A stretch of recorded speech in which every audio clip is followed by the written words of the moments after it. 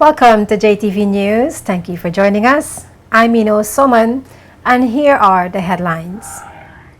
BVI begins Her Majesty Queen Elizabeth II's 90th birthday celebrations with traditional salt-breaking ceremony. Sargassum Conference explores future management and potential business opportunities for the region. The House of Assembly passes the 2016 budget as Premier Smith assures that increments for public servants are not included in government's cost-cutting measures. Elmore Stout High School team wins citizenship by investment debate. And in our Hot Trends feature, Sophie B. learns about stress and health at the Rotary Health Expo.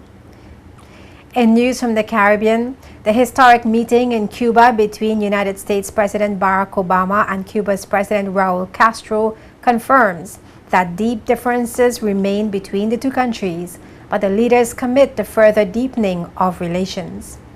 And after 5 days of protests and strike action over planned immigration changes, the Bermuda government withdraws the controversial Pathways to Status legislation. In Mayo Clinic Medical Minute, the Mayo Clinic Health Check finds out about people's behaviors and opinions about health, and the results are inspiring. Dr. Keon Donaldson Davis will have that report a little later in this newscast. But first, Governor John Duncan welcomes the return of the tradition of gifting salt from Salt Island to Her Majesty Queen Elizabeth II on her birthday. As you will all know, last March, I restarted the tradition of the pound of salt from Salt Island being given every year to Her Majesty. And I can tell you that she was very pleased to receive that. She was quite surprised. We were rather back on our rent.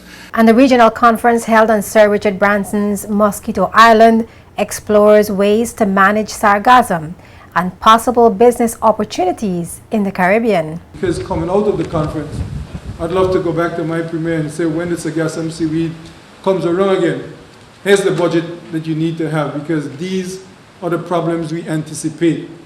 And I hope to go back to Sir Richard and say, Sir Richard, here are some of the solutions. How can we advance converting these to business opportunities? I will have the details of those stories and more right after this.